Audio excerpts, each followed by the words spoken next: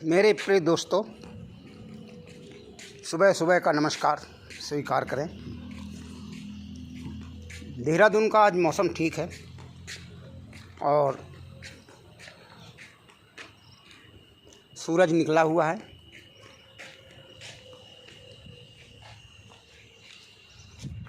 एक का छोटे छोटे बादल हैं कहीं कहीं, लेकिन वो बरसात वाले नहीं हैं।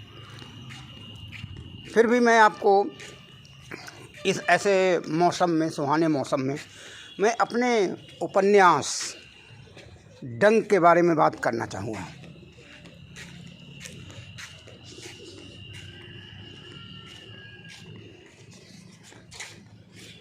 ये डंक उपन्यास अनुरुद्ध बुक्स नई दिल्ली द्वारा, शाहदरा नई दिल्ली द्वारा प्रकाशित किया गया वर्ष 2009 में।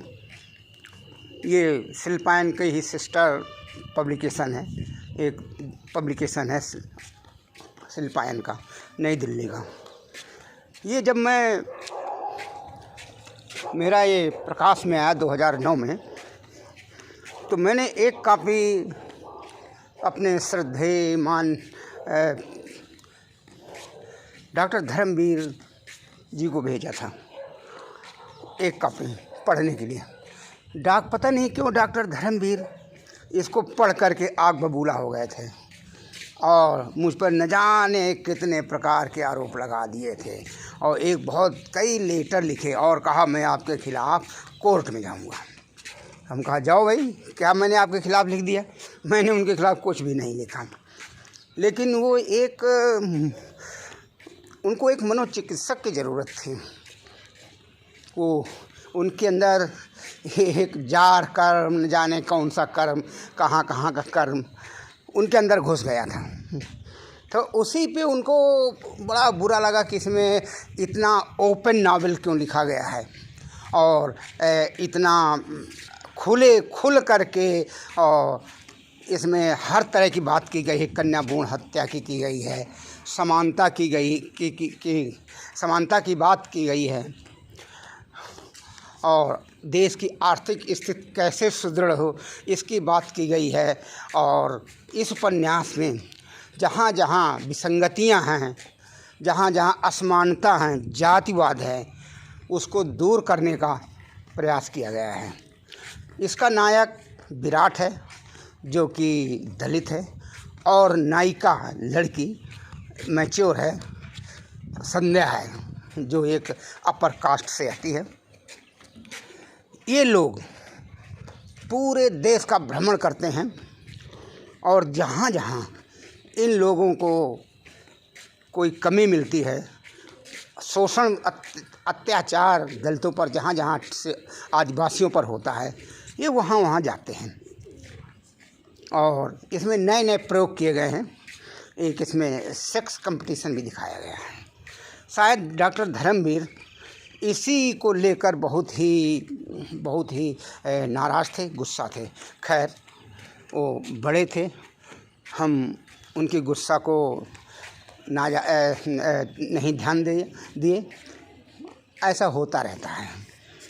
हालांकि वो IAS अधिकारी थे, लेकिन उनके विचार बहुत ही लिमिटेड थे, संकुचित थे और क्या कहना चाहिए, वही बस जीवन भर वो जार कर्म में फंसे रहे। हर चीज़ में उनको जार कर्म दिखाई पड़ जाता था। उसका मैंने खुलकर विरोध किया था अपनी पत्रिका नागफनी में और हर जगह। वो डॉक्टर अंबेडकर की भी आलोचना करने लगते थे, जो हमारे मसीहा हैं। हर जगह डॉक्टर अंबेडकर का ही नाम है, उनकी ही वजह से हम आज आपके सामने हैं। तो मैं शुरू करता हूँ अपने नावल डंक के बारे में।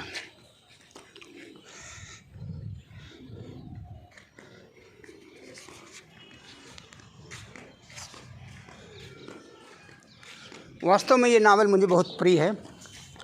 हालांकि मेरा पहला नावल है। तो मैं आदिवासियों के बारे में इसमें बहुत बात किया है। बंगलौर के एक प्रिंसिपल हैं, लाल बहादुर शास्त्री, PG कॉलेज में डॉक्टर इस्पाक अली, उन्होंने आदिवासियों पर कर रहे थे एलएलएम, तो मेरे इस नावल को भी उन्होंने सम्मिलित किया था। तो मैं कह सकता हूँ कि इस नावल पर एलएलएम भी वो हो चुका है। तो मैं शुरू कर रहा हूँ। मैं जाता हूँ, आदिवासियों की समस्याओं को देखता हूँ। मतलब विराट जाता है, नायक जो है, और संध्या जाते हैं। तो एक मध्य प्रदेश में एक गांव है जहाँ से मैंने शुरुआत किया है या उपन्यास। तो उस कविता 4 लाइनों से किया, 4-6 लाइनें हैं, आप सुनिए। मध्य प्रदेश में एक आदिवासी दलित गांव है जहाँ 2 औरतों के बीच मात्र एक साड़ी होती है। जब बहू घर से बाहर जाती है तब सास घर में नंगी रहती है। आए मेरे देश के महान कर्णधारो, इन अभागी माताओं बहनों पर तरस खाओ, इन्हें सजीव चलती फिरती खजुराहो की मूर्तियाँ मत बनाओ। ये कविता मुझे बहुत प्रिय है। हमारे दलित भाइयों की, दलित आदिवासियों की, औरतों की समस्याओं को उजागर करती है। जब मैं एक इंटरनेशनल सेमिनार में धारवाड़, कर्नाटक में एक स्थान है, धारवाड़ बहुत प्रसिद्ध स्थान है, जब मैं वहाँ गया और मुझे आमंत्रित किया गया था वक्ता के रूप में, तो मैं जब इस कविता को पढ़ रहा था तो एक मध्य प्रदेश से आई हुई जर्नलिस्ट थी, सक्सेना, राइटर भी थी। वो मंच पर चढ़ आई और कहने लगी कि ये वहाँ मध्य प्रदेश में ऐसी स्थिति नहीं है, मैं मध्य प्रदेश का रिप्रेजेंट कर रही हूँ और आप ये कविता नहीं पढ़ सकते हैं। वहाँ के अध्यक्ष और जो भी थे सब, और पवार साहब भी थे, उन्होंने कहा नहीं, पढ़ने दीजिए, आपकी जब बारी आए तब इसकी आप खिलाफत कीजिए। ये तो सत्यता लिखी जा रही है, राइटर वही है जो सत्य बात को लिखे। अगर आप सत्य बात को नहीं लिखेंगे तो काम नहीं चलेगा। तो सोनकर ने कोई बुराई नहीं की है और उन्होंने सत्य बात को लिखी है। देखिए, एक मैंने प्रकरण दिया है कि कुछ विदेशी लोग आते हैं और आदिवासियों की इन्हीं नग्न तस्वीरों को खींचते हैं और उन्हीं के साथ रहते हैं। जब तक रहते हैं जब तक वो अपना काम नहीं पूरा कर लेते हैं, और विदेशों में जाकर उन तस्वीरों को करोड़ों अरबों रुपए में बेचते हैं। ये स्थिति एक तरह से दयनीय है। खैर, उनका भी काम है, राइटर हैं विदेशी लोग, उनको भी दिखाना ये ज़रूरी है। भारत की जो नग्न तस्वीर है, जो आदिवासियों की है, जो परेशान है, बेहाल है, वो दिखाना बहुत ज़रूरी है। तो संध्या और विराट एक आदिवासी गांव में, छत्तीसगढ़ के एक आदिवासी गांव में वहाँ जाते हैं। देखते क्या हैं कि वही टूटी फूटी झोपड़ी है, उसी में आदिवासी लोग निवास करते हैं। उनका पिता घर में है, लड़का एक सूअर को मार करके और एक लाठी में लटकाए हुए घर आता है और घर आकर के पूछता है कि ये तुम कौन हो। संध्या और विराट थे, और कहता है कि देखिए भाई, आपके घर वालों ने छूट दे दिया, लड़की के साथ आप ऐसे घूम रहे हैं, और हैं घर वालों ने आपको संध्या जी ने आपको दे दिया परमिशन, कहें क्यों नहीं, क्या बुराई है इसमें। जब विदेशी लोग अपनी गर्लफ्रेंड के साथ चारों तरफ भ्रमण करते हैं, देश दुनिया की बातें लिखते हैं, देश दुनिया को जागृत करते हैं, तो मैं इसमें क्या बुराई है। खैर, वो बड़ा आश्चर्यचकित होता है। खैर, फिर वो उस सूअर को वहीं भूनते हैं और उसके पका हुआ, मतलब आग जलाते हैं, आग में उसको रोस्ट करते हैं। फिर उसके कान काट करके संध्या और विराट को भी देते हैं और दोनों औरतों को भी देते हैं जो घर में रहती हैं। खैर, वो लोग जल्दी जल्दी सब खाते हैं, बड़ा टेस्टी होता है। एक मैं प्रथा का बाद में करूँगा। एक चड्ढी औरतों के गुप्तांग में पहना दी जाती है। जब उनका पति जंगल में लकड़ी काटने जाता है या ठेकेदार के यहाँ काम करने जाता है, तो एक लोहे की चड्ढी होती है जो उनके औरतों के गुप्तांग में पहना दी जाती है। सुबह से शाम तक वो औरत उस चड्ढी को, लोहे की चड्ढी को पहने रहती है, क्योंकि ताला लगा करके उसका पति जंगल चला जाता है। वो आप ये समझ सकते हैं कि कितनी दयनीय अवस्था उस औरत की होगी जिसको लोहे की चड्ढी उसके गुप्तांगों में पहना दी गई है। ये प्रथा बहुत ख़राब थी। तो विराट और संध्या इसको दूर करते हैं, आदिवासी औरतों को इकट्ठा करते हैं और कहते हैं कि ये प्रथा बहुत ही पीड़ादायक है। तो वो लोग औरतों को सिखाते हैं कि ये लोग नहीं मानते हैं। अगर आदिवासी युवक इस तरह आपकी चड्ढी पहनाते हैं तो 20-30 औरतें इकट्ठा हो जाओ, और जो आदिवासी इस तरह के हरकत करता है यही चड्ढी उनके गुप्तांगों में पहना दो, तब देखो ये प्रथा समाप्त हो जाएगी। संध्या उसमें अगुवाई करती है और इस तरह उनको कई को पहनाया जाता है लोहे की चड्ढी आदमियों को। तब वो महसूस होता है 1-2 घंटे बाद उनको कितनी पीड़ा होती है। तब उस दिन से ये समस्या को वो दूर हो जाती है। तो विराट और संध्या समाज सुधारक बन के उभरते हैं। दलितों की, आदिवासी दलितों की जो समस्याएं हैं उनको निराकरण करते हैं। मैं मानता हूँ लेखक को इस तरह की बातों को उजागर करना चाहिए जो वास्तव में औरतों को बहुत ही नुकसान पहुँचाती हैं। लेकिन मैं वहाँ की कल्चर, सभ्यता के बारे में बात करना चाहूँ। आदिवासी लोग बहुत ही बहादुर होते हैं। वहाँ पर शादी के पहले जब आदिवासी युवक और युवती आपस में शादी करते हैं तो उनको एक परीक्षा आदिवासी युवक को देना पड़ता है। एक भूखे भालू को जो जंगल में रहता है उसको पकड़ लाया जाता है और एक बाड़े में उसको कैद कर दिया जाता है। 2 दिन से उसको खाना नहीं दिया जाता है। अब वो भूखा रहता है। तब आदिवासी युवक को उस भालू से लड़ना पड़ता है। अगर भालू को परास्त कर देता है आदिवासी युवक तो समझिए उसकी शादी हो जाती है। अगर नहीं परास्त कर पाता है तो शादी उसकी नहीं होती है। दूसरा टेस्ट होता है शादी के पहले। एक 100 मीटर लंबी रस्सी ली जाती है, बहुत मोटी सी, और 2 पेड़ों के बीच में 50 फीट ऊंचाई पर बांध दी जाती है। ये परीक्षा बहुत कठिन होती है, लेकिन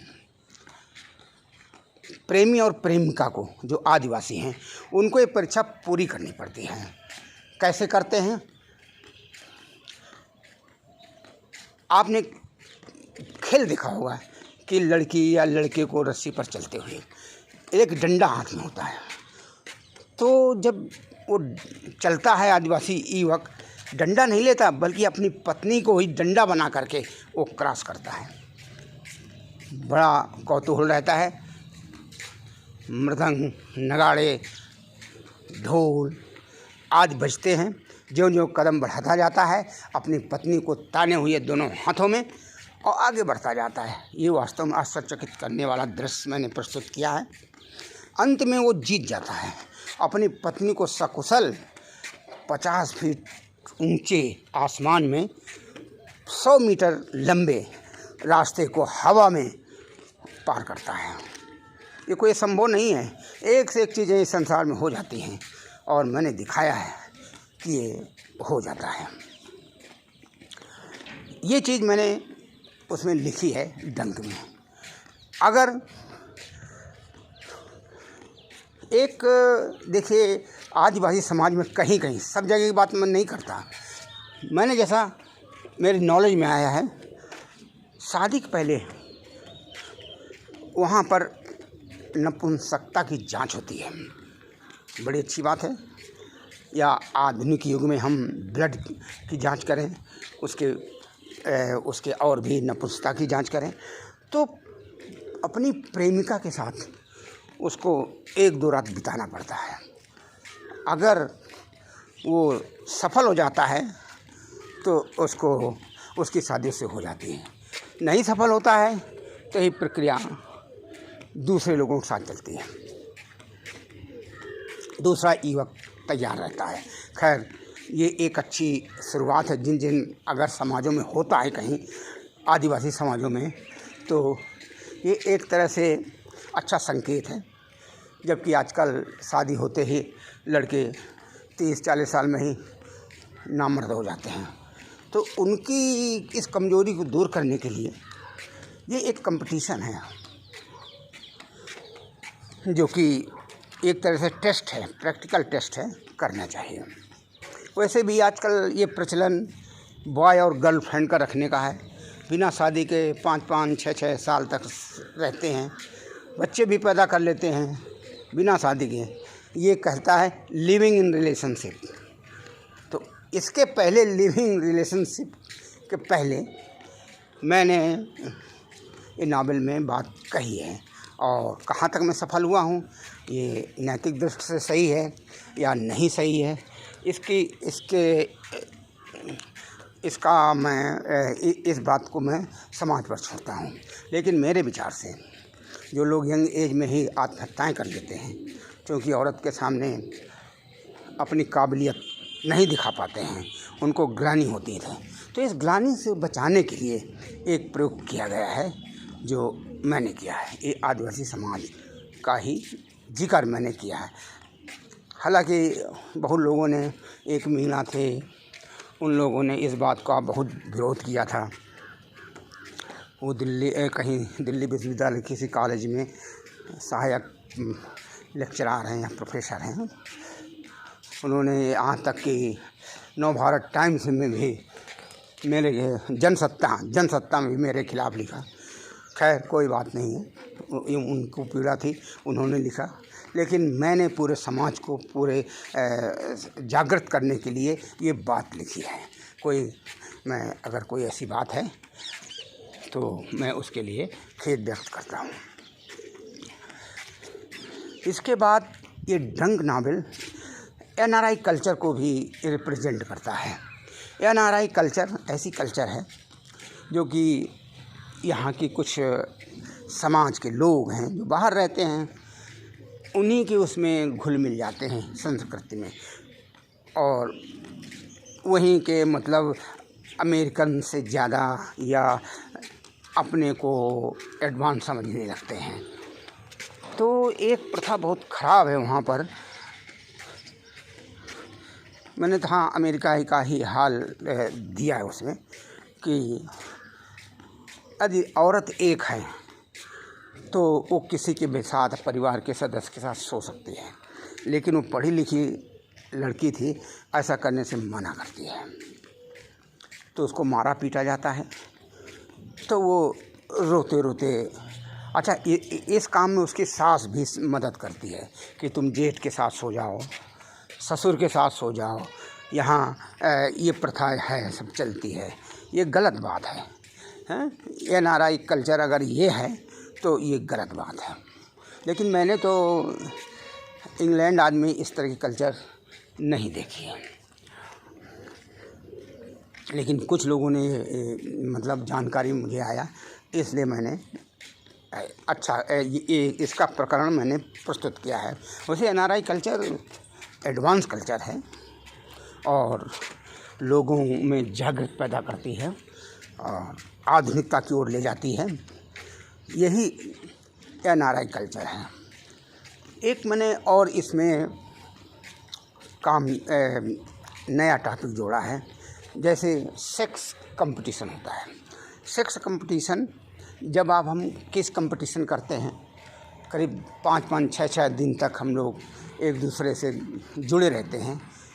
अगर ये कंप्यूटर के माध्यम से मैंने विचार व्यक्त किया है कि इसका भी कंपटीशन होना चाहिए, अपनी पति पत्नी के साथ, प्रेमिका के साथ, इस तरह तो इससे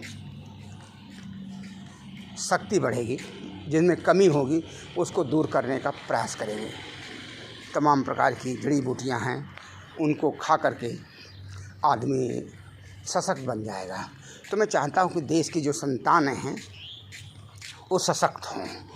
और मैंने एक जगह लिखा है, जो आदमी काम क्रीड़ा में सफल होता है, यानी सेक्स में जो सफल होता है वो हर जगह सफल होता है। जो आदमी काम क्रीड़ा में असफल होता है हर जगह असफल होता है, ऐसा मेरा मानना है। और ये बात भी सही है, क्योंकि सारा काम निर्माण इसी से होता है। अगर निर्माण करने की क्षमता किसी में नहीं है तो देश गर्त में चला जाएगा। ये आधुनिक विचार हैं जो कि मैंने इसमें व्यक्त किए हैं। इन्हीं विचारों को लेकर के डॉक्टर धर्मवीर ने और मीणा ने और उनके जो शिष्य थे उन्होंने मेरी बहुत खिलाफत की, और यहाँ तक कोर्ट में जाने की बात कह रहे थे मेरे खिलाफ। खैर कोई बात नहीं, ये चलता है। वो बड़े थे, हम उनका आदर करते हैं। और भी सारी समस्याएं इस उपन्यास में मैंने दिया है। जहाँ जहाँ गरीबी होती है, संध्या और विराट उसको दूर करने की कोशिश करते हैं। एक जगह है यहाँ पर उत्तराखंड में, पहले उसको उत्तरांचल कहते थे, उसमें एक विकास नगर की तरफ, चक्राता की तरफ एक गांव है। वहाँ पर 2 झरने होते हैं। एक से दलित पानी नहीं, जो सवर्णों का झरना है उससे दलित पानी नहीं भर सकते, और वो सवर्णों का झरना बिल्कुल गांव के पास है। उनको दलित औरतों को पानी लेने के लिए गांव से 3 किलोमीटर दूर जाना पड़ता है, और ये बहुत बड़ी विकराल समस्या थी। तब संध्या और विराट इस समस्या को समाधान करने की कोशिश करते हैं। दलितों को बहुत बड़ी पीड़ा थी। होता क्या है, वो लोग, चूँकि संध्या का भाई एसपी देहात था, उससे कांटेक्ट करते हैं और कहते हैं हम लोग यार यहाँ, विराट कहता है कि हम इस गांव में आ गए हैं फला जगह, और यहाँ पर ये समस्या है, हमको गांव वालों ने घेर लिया है। हमने दलित औरतों से कह दिया है कि तुम लोग आज से, अभी से इसी झरने में पानी भरोगी। तो संध्या का भाई जो एसपी देहात है कहता है कि ये यार, जो काम मुझे करना चाहिए था तुम लोग कर रहे हो। अच्छा, मैं एसएचओ को पास के ही थाने से मैं फोर्स के भेजता हूँ, तुम लोग अपना काम जारी रखो। तो इस प्रथा को दूर करने के लिए वहाँ पर सब लोग बैठ जाते हैं कि जब तक तुम दलितों को इस झरने से पानी नहीं भरने दोगे तब तक हम यहाँ बैठे रहेंगे। यानी प्राकृतिक चीज़ों को भी जातिवाद ने बंटवारा कर दिया है। जो प्राकृतिक चीज़ें हैं हमारी, झरने, पानी, पेड़ पौधे, उनको भी बना दिया कि तुम दलितों को हो, ये झरना दलितों का है, ये सब वर्णों का है। अंत में पुलिस फोर्स आ जाती है और वो पुलिस फोर्स आ जाती है और दलित औरतों को अलाउ कर दिया जाता है कि आप लोग पानी भरिए। पानी भरती हैं दलित औरतें। वो ऐसा महसूस कर रही थी, जो घरों में पानी भर के लिए जा रही थी जैसे नेक्टर लिए जा रही हों। और जो गैर दलित औरतें थीं जो पानी भर के लिए जा रही थी घरों में, ऐसा महसूस कर रही थी जैसे वो इनमें विष भर के लिए जा रही हों। यह है देश के अंदर जाति व्यवस्था, इसको तोड़ना बहुत ज़रूरी है। यानी आपने मानवों में तो अंतर कर ही दिया है, लेकिन प्राकृतिक चीज़ों का भी बंटवारा कर दिया है। और एक समस्या की ओर विराट और संध्या का जाता है ध्यान कि वहाँ ऐसी प्रथा चल रही कि अगर धनाढ्यों से, धनपतियों से किसी आदिवासी दलित या दलितों ने कर्ज ले लिया तो आप जीवन भर उनके कर्ज से उऋण नहीं हो सकते हैं। आपको केवल इंटरेस्ट में काम करना पड़ेगा, मूल तो वही रहेगा। और ये काम पीढ़ी दर पीढ़ी चलता है।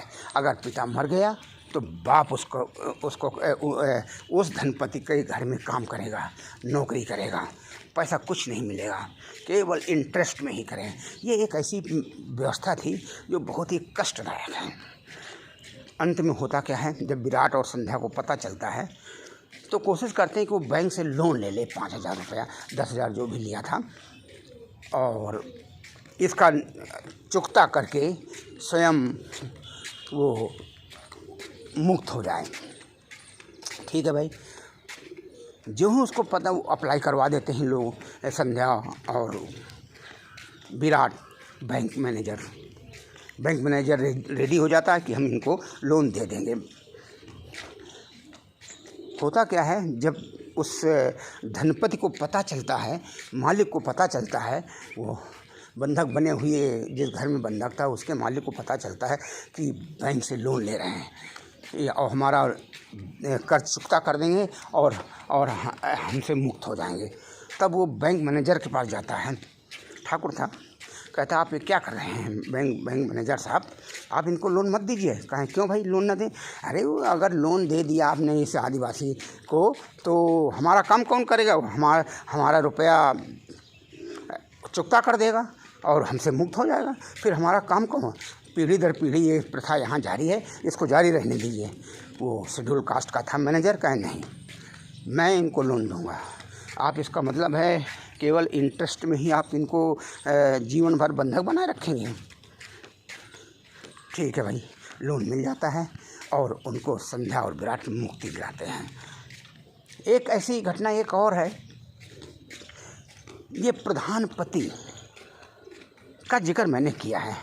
प्रधानपति वो होता है, ये पहली बार मैंने जिक्र किया है क्योंकि एक मेरा खल छल नीति है, जो एक मेरा ड्रामा है, प्ले है, 2007 में छपा था और ये 2009 में छपा है। प्रधानपति वो होता है, कुछ गांव महिलाओं के लिए रिजर्व किए गए हैं, तो वहाँ अगर महिला प्रधान बन जाती है, सरपंच बन जाती है, बीडीओ बन जाती है, नहीं ब्लॉक प्रमुख बन, बीडीओ तो सरकारी होता है, ब्लॉक प्रमुख बन जाती है या पंचायत अध्यक्ष बन जाती है, तो उसको काम करने नहीं दिया जाता है। प्रधानपति फिर उसका हस्बैंड ही सारा काम करता है और सारे जो डेवलपमेंट की योजनाएं हैं और जो भ्रष्टाचार करता है उसमें, मनरेगा आदि में, केवल औरत उसमें हस्ताक्षर करती है, दस्तखत बनाती है, आप थंब इम्प्रेशन लगाते हैं, अंगूठा लगाते हैं, क्योंकि अनपढ़ होती हैं, उसको कुछ पता नहीं रहता है कि उसके नाम पर क्या किया जाता है। लेकिन जब गबन पकड़ा जाता है उसके पति द्वारा, जो पति ने किया है, जेल औरत को होती है जो प्रधानपति है, महिला प्रधान है। तो मेरा महिला प्रधानों से ये मैंने आग्रह किया है कि आप सशक्त बनिए और अपने पतियों को कहने पर काम मत करिए, नहीं आप जेल जाएंगी और पति आपका शासन करेगा। इसी तरह देहरादून में एक डीएम थी, मनीषा पवार, जिला कलेक्टर। वहाँ पर एक आदमी आता है और एक पर्ची लिख करके भेजता है, अपना नाम श्याम सुंदर त्रिवेदी, और उसमें लिखा होता है प्रधानपति। तो डीएम उसको समझ नहीं पाती कि प्रधानपति कौन है, तो एडीएम को बुलाती है और पूछती, एडीएम साहब ये बताइए हमारे ज़िले में प्रधानपति कहाँ कहाँ नियुक्त हैं? कहें तो कहता नहीं सर, कोई प्रधानपति नहीं नियुक्त है। हमारे विभाग में किस विभाग में प्रधानपति है और क्या काम करता है? कहाँ यहाँ कोई प्रधानपति नहीं है, न कोई विभाग में, सरकारी किसी विभाग में। तो जिला मजिस्ट्रेट दुष्ट होती हैं और कहती है फिर ये कौन है? तो एडीएम बताता है एक गांव में महिला प्रधान है या उसी का पति है, सारे काम उसके नाम पर स्वयं करता है।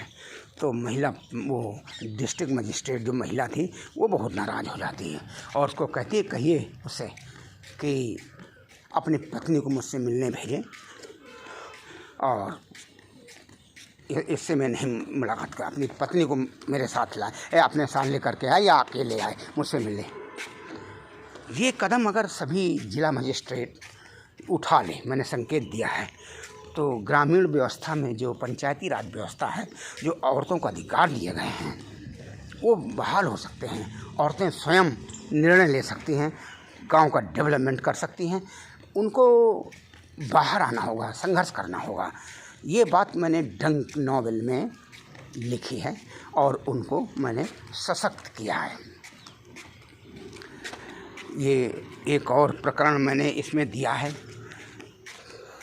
एक गांव में प्रधान दलित है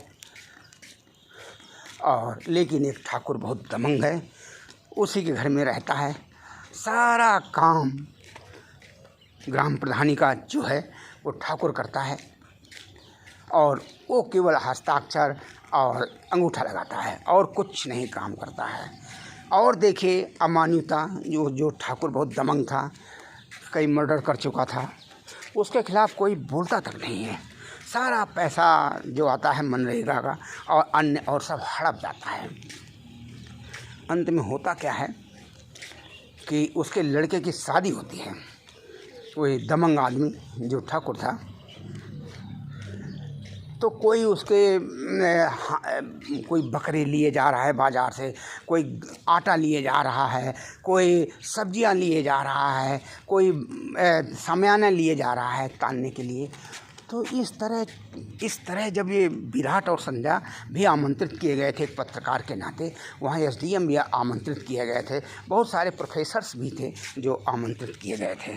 जब वो देखता है तो लोग बताते हैं कि जब वो लोग दोनों पूछते हैं ये कौन है, कहाँ लिए जा रहे हो, कहें आज ठाकुर साहब के यहाँ लड़के की बारात है और जहाँ आप लोग भी शायद जा रहे हैं और वहीं लिए जा रहे हैं।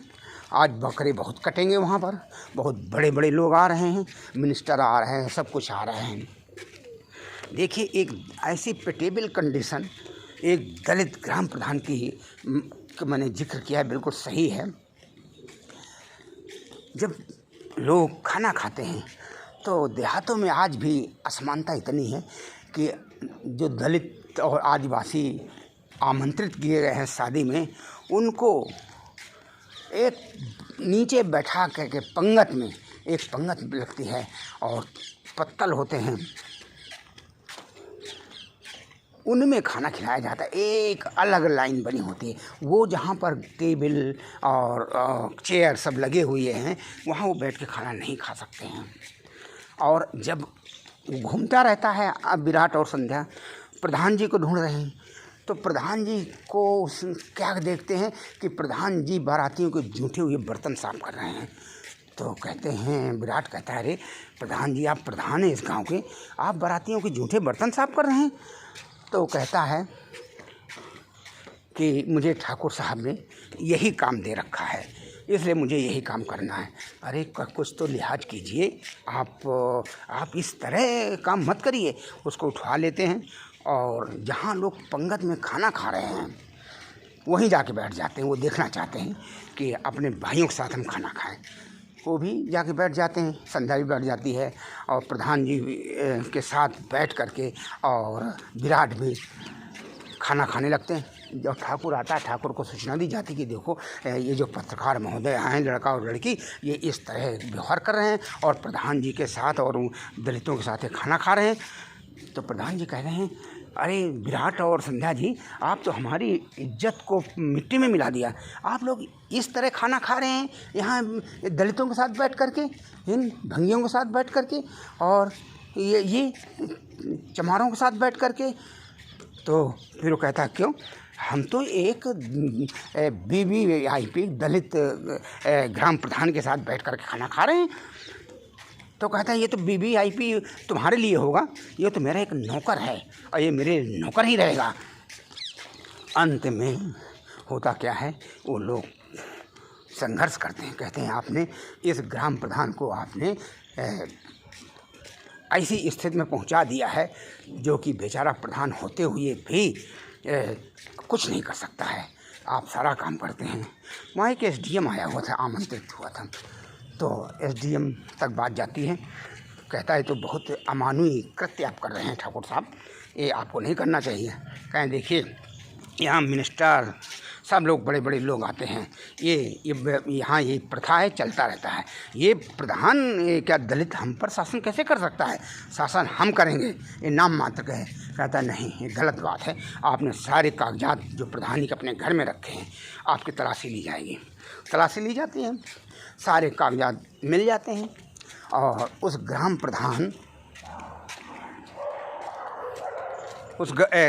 प्रधान को फिर मुक्त कराया जाता है और उसको बंधक बनाने के आरोप में ठाकुर साहब को गिरफ्तार कर लिया जाता है। इस तरह इस उपन्यास में मुक्ति का रास्ता दिखाया गया है, लोगों को सचेत किया गया है, दलितों को सचेत किया गया है कि दलित अब सशक्त हो जाइए और आप काम करिए समाज के लिए, डरिए नहीं, सरकार आपके साथ है। ऐसा संदेश देने की मैंने कोशिश किया है।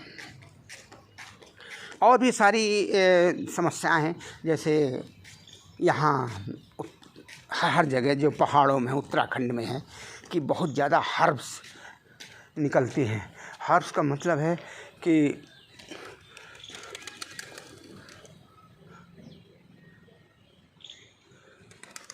बहुत ज़्यादा जड़ी बूटियाँ निकलती हैं, लेकिन कुछ लोग बाबा लोग उन जड़ी बूटियों को व्यापार करने लगे हैं और उनको हिमालय पर्वत से निकाल करके, हर जगह से निकाल, पहाड़ों से निकाल करके अपना अरब खरबपति बन गए हैं। उससे मैंने संकेत दिया है कि ऐसे लोगों के खिलाफ कार्रवाई होना चाहिए और जड़ी बूटियाँ बिल्कुल नहीं निकालने देना चाहिए। गवर्नमेंट की धरोहर है और इससे गवर्नमेंट का ही नुकसान होता है। और मैंने एक और बात कही है कि जितनी आदिवासियों की ज़मीनें हैं इस बाबा ने जो ले लिया है उसकी जांच होनी चाहिए, क्योंकि शेड्यूल कास्ट और शेड्यूल ट्राइब्स की ज़मीनें कोई भी सवर्ण आदमी नहीं ले सकता है, लेकिन दमंगई के बल पर कब्जा कर लिया गया है। ऐसी ऐसी समस्याओं का मैंने इस उपन्यास में जिक्र किया है, जो कि दलितों के लिए, आदिवासियों के लिए, गरीब सवर्णों के लिए लाभदायक है। अच्छा, ये नई नई योजनाएं ये लोग बनाते हैं, लोन दिलाते हैं। संध्या और विराट महाराष्ट्र का मैंने हाल देखा है, जिक्र किया है, तो उसमें सवर्ण भी रहते हैं, बैकवर्ड भी रहते हैं और दलित भी लाभ पाते हैं। तो ये उपन्यास केवल एक जात विशेष के लिए नहीं है, ये उपन्यास सभी के लिए, सभी का डेवलपमेंट करने की बातें हैं। ये आज जब तक हमारे राइटरों में ये सोच नहीं होगी, हम आगे नहीं बढ़ सकते हैं। केवल दलित, बैकवर्ड को इग्नोर, दलित, बैकवर्ड और सवर्ण, जो गरीब सवर्ण हैं, उनको सम्मिलित करना चाहिए हमारी इन योजनाओं में, ताकि उनको भी लाभ मिल सके। मानवता एक बहुत बड़ी चीज़ है और इस मानवता का ही जिक्र मैंने इस उपन्यास डंक में किया है। जय भारत, जय भीम। जय भारत, जय भीम। जय भारत, जय भीम।